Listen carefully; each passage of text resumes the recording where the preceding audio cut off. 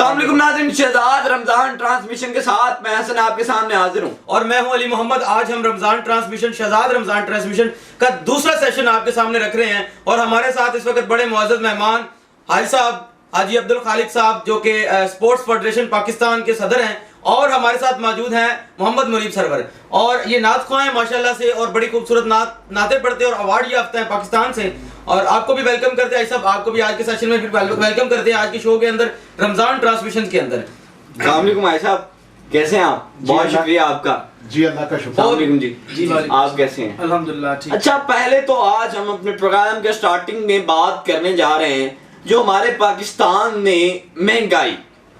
देखिए जी, हमारा पाकिस्तान कलमे के नाम पे बना है और जो हमारा दीन इस्लाम है ये गरीब को बड़ी प्रायोरिटी देता है। और ऐसे ही हमारे सदर के चेयरमैन साहब जो हैं शहजाद साहब, वो भी गरीबों को सबसे पहले प्रायोरिटी देते हैं। तो आज हम इस प्रोग्राम में इस ट्रांसमिशन में बात करने जा रहे हैं, क्योंकि मैंने आपको अपने पहले प्रोग्राम में भी कहा था कि हम जो गरीब को पहले प्रायोरिटी देते हैं। तो ऐसे ही ट्रांसमिशन में जो है वो हम इस मुद्दे को भी उठाएंगे कि जो चीजें, फल सब्जियां इतनी महंगी हो चुकी हैं कि गरीब की पहुंच से दूर हो चुका है, जो एक आम आदमी ले भी नहीं सकता। बिल्कुल ऐसे ही है जी। रमज़ान जो है बाजार का विजिट हुआ कुछ दिन पहले, मैंने अपने चेयरमैन शहजाद साहब से बात की। उन्होंने कहा जी इसको भी जो है ना वो हमारे रमज़ान यानी रमज़ान ट्रांसमिशन, जो शहजाद रमज़ान ट्रांसमिशन है, इसका हिस्सा बनाएं। वजह यह है कि कोई अमीर आदमी जो होता है साहिब हैसियत तो खरीद सकता है असल, लेकिन जब हम मार्केट में जाते हैं, नॉर्मल लोग, मेरे ख्याल में मैंने देखा इस बार हाफ केजी ले रहे थे। और एक बंदे से मैंने पूछा कि खरबूजा आप एक लेके जा रहे हैं, वजह? उस बंदे ने कहा जी मैं पहले एक दिन पहले आया तो ये 100 रुपए था, और आज मैंने अफ्तारी के लिए अपने बच्चों ने मेरे ने डिमांड की और मैं इसीलिए कोशिश कर रहा हूँ कि हाफ केजी बना तकरीबन, तो ये 100 रुपए का है। पहले ये 100 रुपए का 1 किलो था और आज ये 200 रुपए हो चुका है। पहले ही रमजान। और मैं इधर एक और बात भी ऐड करता चलूं कि भाई साहब, आप एक तजर्बाकार इंसान हैं, जिंदगी के 62 साल आपने इस दुनिया को दिए हैं, दुनिया की खिदमत में गुजारे हैं। मुझे ये बताइएगा, जहां तक मैंने देखे है अपनी इस उम्र में, जिंदगी के जितने साल हैं, कोरोना आया तो मास्क महंगा हो गया। जी। मैं गलत तो नहीं कह रहा। रमजान आता है तो सब्जियां, फल आसमानों को हाथ लगाते हैं।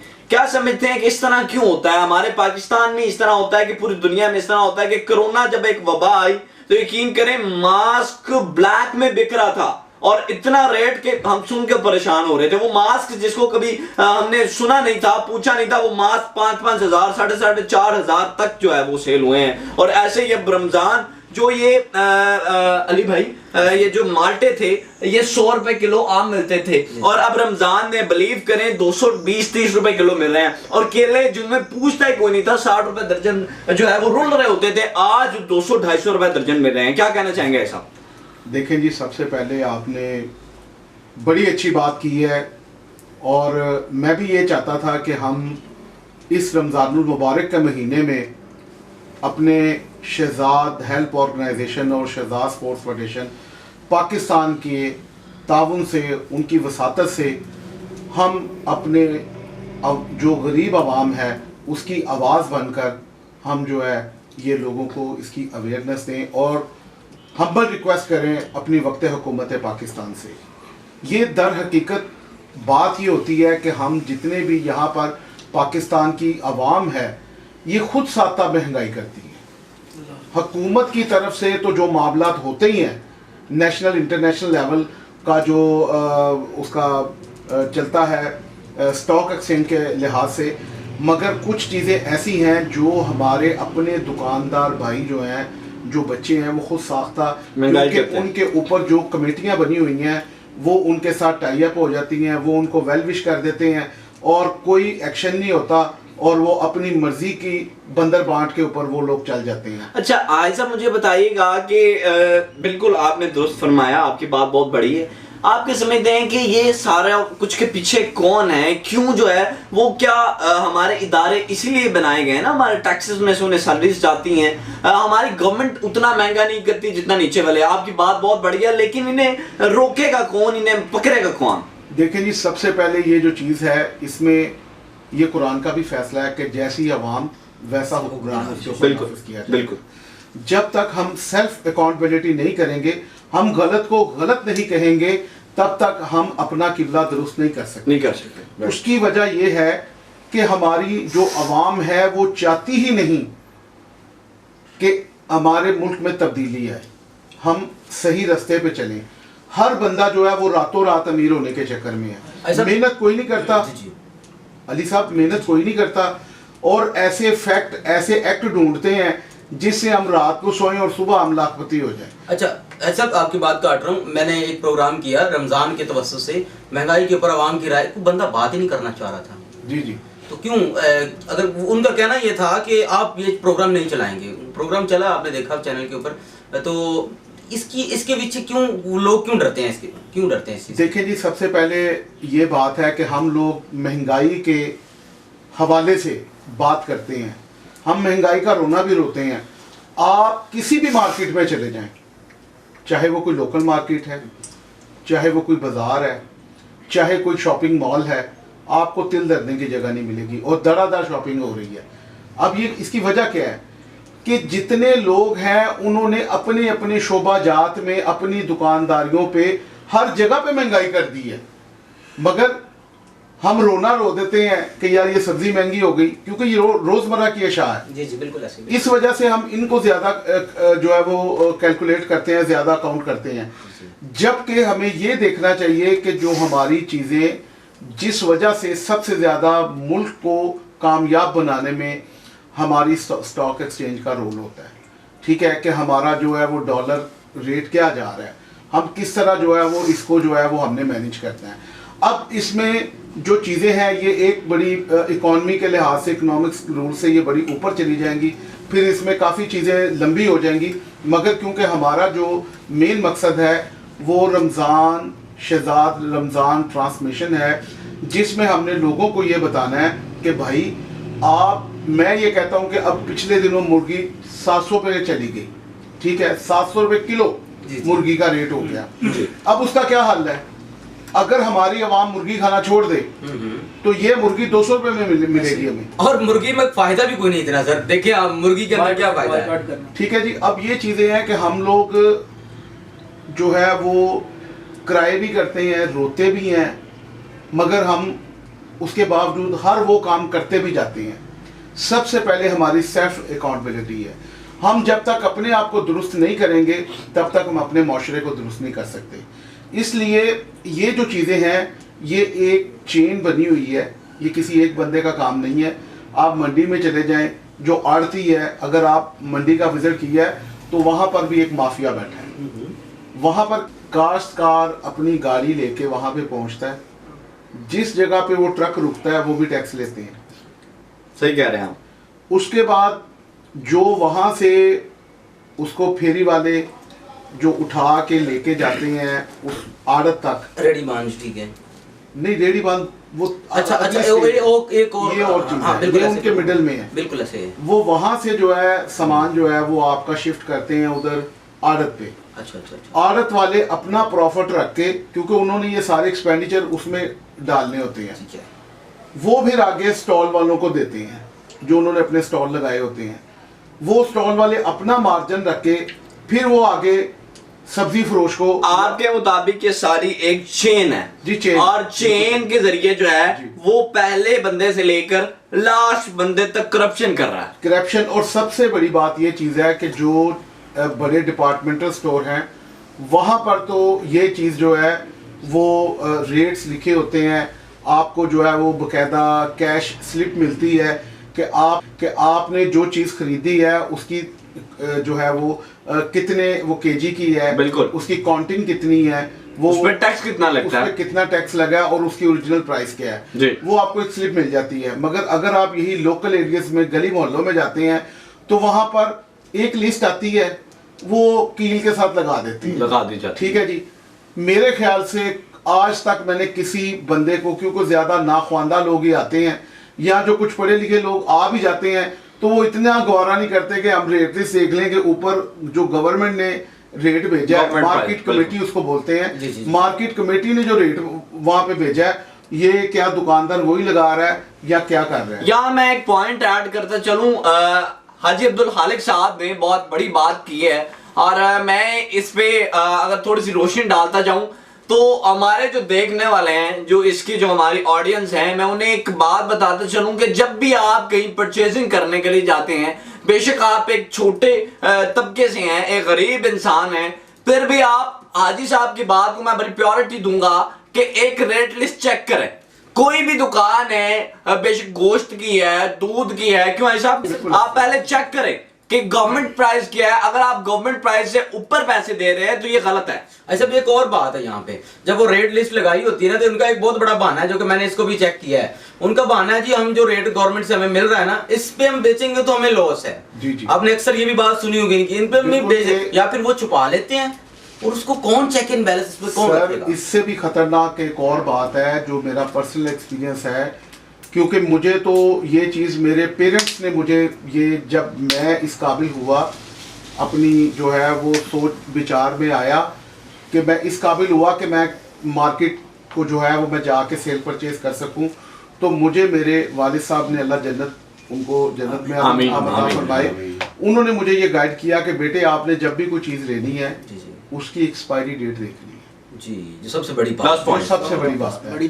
अब होता क्या है कि कई दफ़ा ऐसा हुआ है कि मेरी आदत है, मेरा अक्सर दुकानदारों से यही मामला रहता है। वो बाज़ लोग तो ये कहते हैं पंजाबी च, ओ बाबा जी तुसी तो हुण तुहाडा दिमाग काम नहीं करता, ठीक है, क्योंकि मैं सही बात कर रहा हूँ, जो सही बात करता है उसे ऐसे कह दिया। मेरा दिमाग काम नहीं आपकी करता। बात काट रहा हूँ, रमजान से कुछ दिन कबल मैं एक टूथपेस्ट लेके आया और मैंने ऐसे ही घर में रख दी, और यूज करने के बाद मेरे जो है ना जबड़े दर्द करना शुरू हो गए, ये मसूड़े दर्द करना शुरू हो गए। मैं 10 से 15 दिन इस्तेमाल करता रहा, एंड ऑफ मेरी वाइफ ने जब डेट देखी, ये एक्सपायरी है, आप ये एक्सपायरी यूज कर रहे हैं, इसी वजह से आप ट्रीटमेंट की तरफ ना जाएं, ये चेंज करें। मुल्क में मैं इस बात की तवज्जो इसीलिए लाना चाह रहा हूँ अपनी हुकूमत पाकिस्तान की, अपनी स्पेशल गवर्नमेंट ऑफ पंजाब की, कि ये जितने भी दुकानदार हैं इनको स्ट्रिक्टली जो है वो इंस्ट्रक्शन होनी चाहिए कि जिस दुकानदार के पास एक्सपायर डेट कोई भी चीज़ निकल आए, ठीक है, वो निकल आए, उसकी दुकान सील कर दी जाएगी और उसको बड़ा जबरदस्त फाइन किया जाएगा। जी, मैं इधर अब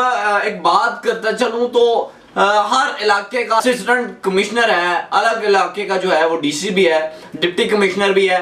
वो असिस्टेंट कमिश्नर जो होता है उसका यही काम है कि जो कोई रेट लिस्ट से भरकर बेच रहा है उन्हें जो है वो रेट बिलाने की तरफ लेकर आए, अगर नहीं आता तो उस पर कानूनी कार्रवाई करें। भाई साहब जो है ना वो शायद ला को भी समझते हैं, बहुत ज्यादा समझते हुए लाइव भी हैं। भाई साहब आप बताएं कि इसको किस तरह से मैनेज करना चाहिए, जो हमारे असिस्टेंट कमिश्नर और डिप्टी कमिश्नर साहब हैं, उनको इसके ऊपर कैसे अमल दरामद कराना चाहिए और कौन कौन से उनके प्राइस हैं? बहुत बड़ी एग्जांपल है कि अभी के हमारी सड़कों पे खुलेआम जो हमारे नो उम्र लड़के, नौजवान टीनेजर लड़के थे, वो बिल्कुल जो है वो बगैर हेलमेट के, बगैर लाइसेंस के बाइक चला रहे थे। हुकूमत ने सख्ती की, बिल्कुल, अब हर बंदा हेलमेट पहनता है, क्योंकि उन्होंने कह दिया है कि 2000 फाइन है, उसके ऊपर FIR भी होगी और वो बंदा जेल भी जाएगा और उसको एक भारी खर्चा, भारी फीस देनी पड़ेगी, जो कि वकला की नज़र में कम से कम 20 से 25 हज़ार रुपये के मचल के और इस तरह के मामला। और फिर उसके बाद फॉर एवर जब उसका CRO बन जाता है तो वो बंदा उस क्राइम में या उस जो FIR फर्स्ट इंफॉर्मेशन रिपोर्ट है उसमें वो ऐड हो जाता है, वो एक मैटर में आ जाता है, क्रिमिनल के जुमरे में आ जाता है, क्रिमिनल, क्योंकि वो क्रिमिनल एक्टिविटी आ जाती है कि इसने violation of the constitute of the Pakistan इसने जो है वायलेशन की है। वो जब भी उसका ID कार्ड एंटर करेंगे उसका रिकॉर्ड सामने आ जाएगा। और उससे ये हुआ कि काफ़ी हद तक जो मनचले और नडर किस्म के लोग थे, बच्चे थे, उनके पेरेंट्स और वो बच्चे भी राह रास्त पे आ गए। अब इसी तरह अगर हुकूमत हमारी इस चीज़ का एक्शन लेती है, वो जो जैसे आपने फरमाया बड़ा अच्छा, अली साहब ने भी और हसन साहब ने भी, कि जैसे हमारे असिस्टेंट कमिश्नर्स हैं जो कि इनको चेक करते हैं, मजिस्ट्रेट कंट्रोल रेट उसको बोलते हैं, कंट्रोलर जो इसको चेक करते हैं, वो लोग इनके ऊपर जो है वो बाकायदा तौर पे इनको चेक करें, इनको वॉच करें और इनको फाइन करे और इनकी दुकानों को सील करे। जब ये एक अगर एरिया में 100 दुकान है, 10 दुकानें सील होगी ना, तो 90 को जो है ना वो उसको उस चीज़ का रूल फॉलो करने का उसके ज़हन में आ जाएगा। कि अब फिर उसकी दूसरी मिसाल कि आप जिधर भी जाते थे, सिर्फ मैं ये लाहौर की बात नहीं कर रहा, पूरे पंजाब की बात कर रहा हूँ, ठीक है, आप जिधर भी जाते थे आप देखते थे रेडी बांध खड़े हैं, कोई रूल नहीं है, आधे रास्ते में पार्किंग लगी हुई है। बाजारों ने, दुकानदारों ने क्या किया हुआ है कि अपनी दुकानों के बाद उन्होंने अड्डे लगवाए हुए हैं और अड्डे लगवा के उनसे भारी किस्म की जो है वो रकम डेली बेस के ऊपर 2000 3000 वो रिसीव कर रहे हैं। तो मैं ये समझता हूँ कि अगर हुकूमत ये काम करवा सकती है तो अगर हुकूमत चाहे तो ये सब कुछ हो सकता है। और हम लोग सिर्फ तो हम तो देखें जी इस्तदा कर सकते हैं, बिल्कुल हम अवाम हैं। अल्लाह का शुक्र है, मैं आपका बहुत ज़्यादा शुक्रिया अदा करता हूँ और अपने चेयरमैन चौधरी मोहम्मद शहजाद साहब का कि जिन्होंने आप जैसे कॉम्पिटेंट जो है वो मीडिया चैनल को जो है वो हमें जो है मौका दिया कि हम अपने ख्यालात का इजहार करें, हम अपनी बात जो है वो अपनी हुकूमत तक पहुंचा सकें। जी बहुत शुक्रिया, बहुत शुक्रिया। ऐसा बल्कि शहजाद साहब का एम ये था कि हम जो बेसिकली उनका सबसे बड़ी बात जब हमारी डिस्कशन हुई ना इसी टॉपिक के ऊपर, तो उनका मेन एम ये था कि हम गरीबों की आवाज़ जो है ना वो पहुंचाएं और खास करके रमज़ान के अंदर जो महंगाई है इसको जो है फोकस किया जाए। देखें जी, सबसे बड़ी बात जो है, इश्यूज तो इतने हैं कि बर्बाद पड़ी हुई है। बिल्कुल, हम इतने अच्छे नहीं हैं जितने हम खराब हो चुके हैं, ठीक है, मगर इस चीज को हमने खुद ही ठीक करना है। वो कहते हैं ना एक बंदा ठीक हो जाए, आप वो ठीक होंगे तो आहिस्ता आहिस्ता आहिस्ता पूरा मुआशरा ठीक होगा। आगे हमारे बहुत ही खूबसूरत किस्म के मेहमान मौजूद हैं। मुनीब साहब कैसे हैं आप? अल्हम्दुलिल्लाह, आपके कीमती वक्त का बहुत शुक्रिया। अवार्ड याफ्ता हैं। और जनाब कैसे हैं आप? अल्हम्दुलिल्लाह, खैरियत से हैं? आप ठीक हैं? तबीयत ठीक है? अच्छा मुझे ये बताएं कितना अरसा से जो है वो आप नाथखानी कर रहे हैं? सर बेसिक ये अरसा तो नहीं कह लें आप, ये समझ लें कि एक जिंदगी का एक तवील जो है हिस्सा कह लें सुभान कि अल्लाह। मैं 5-6 साल की उम्र में था कि जब ये इस चीज का शौक उठा। मेरे वालिद साहब अल्लाह उनको जन्नत में आला मुकाम अता फरमाए, आमीन। उन्होंने इस लाइन पे मुझे इस पटरी पे चढ़ाया। क्या बात। इस पटरी पे चढ़ा हूं जब मैं, फिर चढ़ता चढ़ता ऐसा फिर अल्लाह ने चढ़ाया पटरी पे बिल्कुल बिल्कुल कि आज अल्हम्दुलिल्लाह कई मुकाबले भी विन किए हैं, माशाअल्लाह। कई जगह पे अवार्ड भी जीते हैं अल्हम्दुलिल्लाह। ये एक सब करम है अल्लाह की जात का, मेरी कोई औकात नहीं। मुनीब साहब मुझे बताएं कि जब नाथखां हमारे माइंड में आता है, बहुत से लोगों का सवाल है और मेरा भी यही सवाल है जी। कि नाथखान ऐसे कहते हैं ना कि बिजनेस है, जी जी ठीक है, नाथखानी भी एक बिजनेस है जनाब। जिसको कुछ नहीं मिलता वो नाथखान बन जाए और जनाब पैसा पैसा, इसको आप किस तरीके से डिफाइंड करना देखिए जी, करेंगे? आपकी बात बहुत बड़ी है। किबला साहब इस बात को एग्री करेंगे कि आजकल का जो दौर है ना, नाथ खान जिसको कहते हैं ना, नाथ खान आवाज बेच रहे हैं, वो अपना आवाज भी बेच रहा है, अपना फन भी बेच रहा है। वजह क्या है? नाथ खान इतने इकट्ठे हो चुके हैं, तो सियाने कहते ने भी इट पुटी है तो नाथ खान नहीं, इट दे उत्ते भी नाथ खान बैठा है। अच्छा जी, और खुद को कह रहा जी मैं उसका शागिर्द हूं खुद। और यकीन करें नाथ का मतलब क्या है, सुर और लय का पता। जिसको सुर लय का नहीं पता उसको नाथ का मतलब ही नहीं पता। बेशक। नाथ है सरकार की सना करनी, आका की सना करनी, ठीक है। और अब बेसुरा जब पढ़ेगा तो उसका तो कोई फायदा नहीं है, वो जब सुनने वालों में पढ़ेगा उसका कोई फायदा नहीं है। अब जो बंदा क्लास भी नहीं लेता, वो बिन क्लास लिए वो कहता है यार ये मेरा उस्ताद है। अब उस्ताद ऐसा प्रोफेशनल है कि वो दिन में 8-8 महफिलें पढ़ रहा है। शागिर्द कह रहा मैं उसका उस्ताद, वो मेरा उस्ताद है। भाई उस्ताद तो वो है जिसने तुम्हें सिखाया है, बिल्कुल सिखाया। अब बिन सीखे तो तुम उसके शागिर्द बन जाओगे तो लोगों ने यही कहना कि यार शागिर्द एडा फीका है। वो बेसिकली उसकी नाते सुन सुन के ना उसका फैन हो चुका होगा। बेसिक हमारी फील्ड को इस कदर गंदा कर दिया गया है। खासकर मैं ये बात खुली कर रहा हूँ कि हमारे अपने ही गिराते हैं नशे मन पे बिजलियां। ये मैं जुमला कहना चाहूंगा। हमारे स्टेजों पे हमारे उलमाए कराम हमारे खिलाफ उठ गए। बिल्कुल आलमे दीन जिसको कोई पूछता नहीं है, कोई मशहूर नहीं होना होता, वो उठ के नात खाना ते उंगली चौक दिंदा भी अंजने यार नात पढ़नी हजरत हसन बिन साबित की सुन्नत है, साहबा की सुन्नत है। सरकार ये जो कह रहे ना पैसों वाला, सरकार की तारीफ करना है ना सरकार अब ये पैसों वाली बात में मैं आ रहा हूँ आपकी। हुजूर के दौर में जब हुजूर हजरत हसन बिन साबित से फरमाया करते थे कि हसन आज तुम मुझे मेरी नात सुनाओ, तो जब हजरत हसन बिन साबित आप नात पढ़ते थे हुजूर की, तो हुजूर कुछ ना कुछ उनको नवाजते थे। वो अपनी कमली भी उतार के देते थे, काली कमली, कुछ ना कुछ उनको नवाज होते थे कि वो अल्लाह और उसके रसूल की सना कर रहे हैं। जो कलाम है वो शहजाद साहब के लिए वो सिर्फ चंद मिनट का, और उसके बाद हम प्रोग्राम जो है वो एहतमाम की तरफ चलेंगे। आप सुना दें शहजाद साहब को, जो कि वो यूएसए में बैठ के आपकी वीडियो देख रहे हैं। और आपके लिए बड़ा दुआगो होंगे। बात करना लाजमी समझूंगा कि शहजाद साहब हमारे दरमियान नहीं मौजूद हैं, वो मुल्क से बाहर हैं, लेकिन वो हमारे लिए हमेशा दुआगो हैं, खैर ख्वाह हैं हमारे लिए। मुझे वो वक़्त याद है कि लास्ट टाइम जब मैं पिछले साल आया था, कुछ चौथा रोज़ा था, जुमे का दिन था। भाई साहब इस तरह ही आज भी जुमे का दिन है। अल्लाह कबूल। मैंने नात पढ़ी, क्या बताऊं कि क्या मदीना है, मदीने की बात हो रही थी। तो मेरे जहन में यही था कि यार अल्लाह जाने कौन खुश नसीब होगा यहाँ से जिसने मदीने जाना हो सरकार की बारगाह में। इधर से मैंने नात ख़त्म की है, उधर से अनाउंसमेंट भाई साहब ने कर दिया जी, हाफिज़ फ़हीम साहब को शहजाद साहब की तरफ से उम्रे का टिकट विद पैकेज, हर चीज़। सिर्फ जाना है, तैयारी करके सिर्फ सरकार के दर पे जाना है। सुभान अल्लाह। पिछला रमज़ान पूरा मदीने में गुजारा है। तो मैं इनकी तड़प जानता हूँ, जो एक बार जाता है ना वो फिर बाद में तड़पता है। पहले तो बंदा तरसता है ना कि यार मैं जाऊं, जब हो के आ जाता है फिर तड़पता है। सरकार की बारगाह में जाएं, हम सब दुआ गो हैं, अल्लाह हम सब मदीने जाएं। और ख़ुसूसी दुआ हाफिज़ फ़हीम साहब के लिए, जितनी वो मेहनत करते हैं, जितनी वो दिन रात स्ट्रगल करते हैं कि सरकार की बारगाह में वो हाज़िरी लगवाएं। तो शहजाद साहब का फेवरेट कलाम पसंदीदा मैं पढ़ने जा रहा हूँ, समाअत कीजिएगा। तुम्हारे आस्ताने से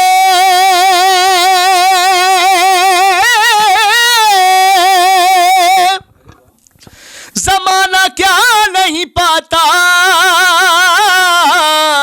यहाँ से मांगने वाला कभी खाली नहीं जाता। भर दो झोली हम सब की, भर दो झोली मेरी ताजदारे मदीना, लौट कर मैं ना जाऊंगा खाली। भर दो झोली हम सब की, भर दो झोली मेरी ताजदारे मदीना, लौट कर मैं ना जाऊंगा खाली। तुम ज़माने के मुख्तार हो या नबी, बेकसों के मददगार हो या नबी। सबकी सुनते हो, अपने हो या गैर हो, सबकी सुनते हो, अपने हो या गैर हो। तुम गरीबों के गमखार हो या नबी, भर दो झोली मेरी ताजदारे मदीना, लौट कर मैं ना जाऊंगा खाली। भर दो झोली मेरी या मोहम्मद, लौट कर मैं ना जाऊंगा खाली। कुछ नवासों का सदका अता हो, दर पे आया हूँ बनकर सवाली। कुछ नवासों का, किल नवासों का, पैदा हुए तो हक से शरीयत खरीद ली, जब हो गए जवां तो इमामत खरीद ली। मादरिस खुल्द बाप से ताकत खरीद ली, सर दे के राह हक में शहादत खरीद ली। नाना के दो नवासों ने उम्मत खरीद ली, उन नवासों का। अल्लाह अकबर, नारे रिसालत या रसूल अल्लाह, नारे हैदरी या हैदरी। उन नवासों का सदका अता हो, दर पे आया हूँ बनकर सवाली। जो इब्ने मुर्तज़ा ने किया काम खूब है। सुभान अल्लाह। भाई साहब आप तो वकील हैं माशाल्लाह, सुभान अल्लाह। इस बात की ताकीद करेंगे। जो इब्ने मुर्तज़ा ने किया काम खूब है, कुर्बानी हुसैन का इल्जाम खूब है। कुर्बान हो के फातिमा ज़हरा के चहन ने, दीने खुदा की शान बढ़ाई हुसैन ने, दीने खुदा की शान बढ़ाई हुसैन ने। है जिसने दी मज़हब इस्लाम को हया, कितनी अजीम हजरत शब्बीर की है ज़ात। मैदान करबला में शहे खुश खिसाल ने, मैदान करबला में शहे खुश खिसाल ने, सजदे में सर कटा के मोहम्मद के लाल ने, सजदे में सर कटा के मोहम्मद के लाल ने। जिंदगी जिंदगी बख्श दी बंदगी को, आबरू दीन हक की बचा ली। वो मोहम्मद का मेरे आका का प्यारा नवासा, जिसने सजदे में गर्दन कटा ली। वो मोहम्मद का प्यारा नवासा, जिसने सजदे में गर्दन कटा ली। और आखिरी शेर फ़हीम भाई के दिल की बात कर रहा हूँ, डॉक्टर साहब आपके दिल की, भाई साहब जितने भी बैठे हैं सबके दिल की बात कर रहा हूँ, खुसूसी आपकी नजर है फ़हीम भाई। शेर के काशपुर नंदे नबी में जीते जी हो बुलावा किसी दिन, कहिए आमीन। काशपुर नंदे नबी में जीते जी हो बुलावा किसी दिन, हाले गम मुस्तफ़ा को सुनाए, हाले गम मुस्तफ़ा को सुनाए, थाम कर उनके रोजे की जाली, हाले गम मुस्तफ़ा को सुनाए, थाम कर उनके रोजे की जाली। और आखिरी शेर हासले कलाम शेर, सच्चा ये वाकया है अज़ाने बिलाल का, एक दिन रसूल पाक से लोगों ने यूं कहा। हज़रत बिलाल हबशी ऐसी शख्सियत हुए हैं कि आपके जिस्म पर कोले रखे गए, गरम सरिये रखे गए, कहा कलमा नहीं छोड़ना, जो मर्जी कर लो। सच्चा ये वाकया है अज़ाने बिलाल का, एक दिन रसूल पाक से लोगों ने यूं कहा, या मुस्तफ़ा अज़ान गलत देते हैं बिलाल, कहिए हुजूर आपका इसमें है क्या ख्याल। फरमाया मुस्तफ़ा ने ये सच है तो देखिए, वक्ते सहर की आज अज़ां और कोई दे, वक्ते सहर की आज अज़ां और कोई दे। हजरत बिलाल ने जो अज़ाने सहर न दी, कुदरत खुदा की देखो न मुतलक सहर हुई, कुदरत खुदा की देखो न मुतलक सहर हुई। आए नबी के पास फिर असहाबे बासफा, की अर्ज मुस्तफ़ा से कि या शाह अंबिया, है क्या सबब सहर न हुई आज मुस्तफ़ा, जिब्रील लाए इतने में पैगाम किबरिया, पहले तो मुस्तफ़ा को अदब से किया सलाम, बाद सलाम उनको खुदा का दिया प्याम। यूं जिब्राइल ने कहा खैरुल अनाम से, अल्लाह को है प्यार तुम्हारे बिलाल से, अल्लाह को है प्यार तुम्हारे बिलाल से। फरमा रहा है आपसे ये रब जुल जलाल, होगी ना सुबह देंगे ना जब तक अज़ां बिलाल। अर्श वाले भी फर्श वाले भी सुनते थे जिसको, क्या अज़ां थी अज़ाने बिलाली। मुझे अमजद साबरी साहब की आवाज और आप मैंने सुना, और वो तो एक अपनी जगह पे थे, लेकिन मुझे ऐसे लगा जैसे मैं हमारे बीच में बैठे हुए हैं। आपने मुझे याद दिला, आपने मुझे याद दिला दी है। तो जी हसन, क्यों हम इस प्रोग्राम को करते हैं जी इस प्रोग्राम को इख्तिताम की जानिब लेकर जाने लगे हैं। और लास्ट पर मैं ये कहना चाहूंगा कि कोशिश करें सच बोलें। एक सच अगर आप बोलेंगे तो आप बच जाएंगे, लेकिन एक झूठ बोलेंगे तो आपको 100 झूठ बोलने पड़ेंगे, और 100 झूठ बोलने पड़ेंगे तो 1000 झूठ बोलने पड़ेंगे, और 1000 झूठों से कितने घर तबाह होंगे आप नहीं जानते। अली भाई कुछ कहना चाह रहे हैं। और आप कोशिश करें कि रमजान और बबरकत में आम दिनों में भी कोशिश करें खुद साख्ता महंगाई से परहेज करें। हमारे गरीब अवाम है, गरीब मुल्क है, और बड़े बड़े लोगों को तो फर्क नहीं पड़ता। हमारा आज का टॉपिक भाई साहब यही था, जी बिल्कुल। और मैं तो यही कहूंगा कि आप लोगों से भी इल्तजा है कि जो खुद साख्ता महंगाई करते अल्लाह से डरें, और रमजान के बबरकत महीने से मैं तो ये चाहूंगा अल्लाह आपके दिलों के ऊपर जो है वो जो जंग लगा हुआ है उसको खत्म करे, और आप जो है वो गरीब आवाम का सोचें। तो हमें इसी के साथ दीजिए इजाजत, और हम मिलते हैं आपको नेक्स्ट हमारे एपिसोड में, नेक्स्ट हमारी शहजाद रमजान ट्रांसमिशन में। तब तक के लिए अल्लाह निगहबान। अल्लाह ने